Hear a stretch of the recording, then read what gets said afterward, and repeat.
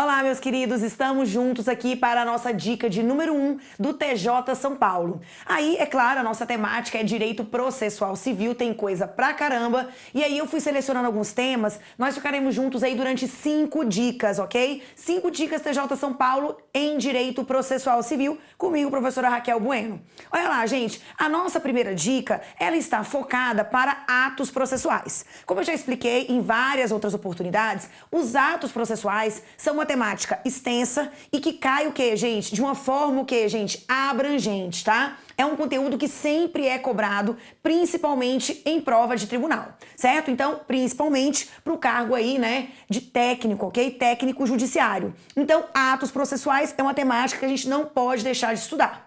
Só que dentro da temática atos processuais, eu escolhi algumas situações aqui importantes, como por exemplo, como é feita a contagem dos prazos processuais. Por quê? É sabido que os atos processuais, eles têm que ser praticados, né, durante o quê, gente? Dias úteis. Então, na verdade, o código fala que os atos processuais, eles serão praticados durante dias úteis, ok? Das 6 às 20 horas, ok? Então aqui a gente não vai contar nem sábado, nem domingo, nem feriado, certo? Então a contagem dos prazos, como é que ela é feita? Raquel, os prazos processuais para a prática dos atos processuais, eles serão então contados em dias úteis. E aí a regrinha de ouro, você exclui o dia do início e você conta o dia do fim do prazo, ok? Lembrando, se o último dia cair no feriado, se o último dia cair no final de semana, você vai prorrogar para o próximo dia útil, tá bom? Então essa é a contagem dos prazos processuais. Raquel, existe alguma situação em que você vai ter prazos diferenciados? Aqui eu chamo a atenção de vocês, tá? Porque o prazo, gente, normalmente, o Código Civil, ele prevê, né, determinados prazos para a prática de certos atos no processo, certo? O próprio código diz que quando a lei não prevê um determinado prazo para a prática do ato e quando o juiz também não estabeleceu o prazo, aí nós temos aí uma divisão interessante, uma classificação importantíssima. O prazo legal, que é aquele previsto em lei, e o prazo judicial, que seria aquele fixado pelo magistrado, pelo julgador. Então, o Código de Processo Civil estabelece que, se o CPC ele não prevê um prazo específico para a prática de determinado ato processual e o juiz também não fixa um prazo, eu vou entender que esse prazo geralzão aí é um prazo de 5 dias, tá? Então, no silêncio da lei ou no silêncio do magistrado, do julgador, vamos praticar o ato aí em 5 dias, certinho? Além disso, você falou, Raquel, de prazos especiais, diferenciados. Gente, tomem bastante cuidado. Por quê? Porque a Defensoria Pública, o Ministério Público e a Fazenda Pública têm prazo em dobro para a prática de todos os atos processuais.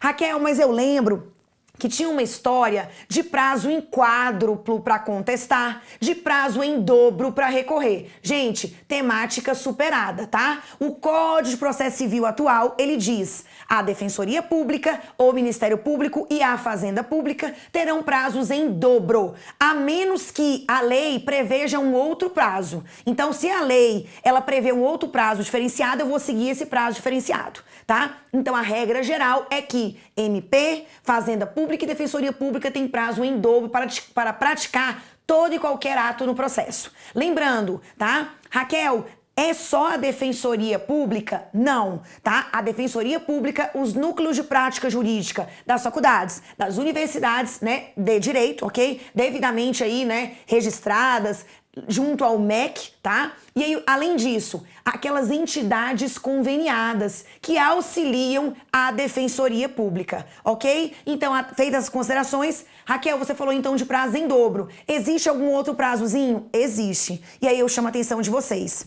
Quando a demanda, ela envolve litisconsortes, a gente sabe que o litisconsórcio, ele significa pluralidade de partes. 2 ou mais autores, 2 ou mais réus. Então, quando o processo ele tiver os litisconsortes, e esses litisconsortes, eles têm procuradores, advogados diferentes, de escritórios diferentes, também ser-lhe-ão contados os prazos em dobro, ok? Então, litis consortes com procuradores ou advogados diferentes de escritórios diferentes. Então, o prazo será computado em dobro. E essa regra não vale para os processos eletrônicos, ok? Porque todo mundo tem acesso a hora que quer, beleza? Desde que você tenha lá o cadastro, tá? A senha e tudo mais. Raquel, beleza. Além disso, a gente estuda uma classificação dos atos processuais quanto a quem os pratica. Então, a gente tem, por exemplo, atos das partes, atos do escrivão, atos do oficial de justiça e nós temos também os atos do juiz, ok? Então, vem comigo aqui, câmera 2. Vamos juntos, olha lá.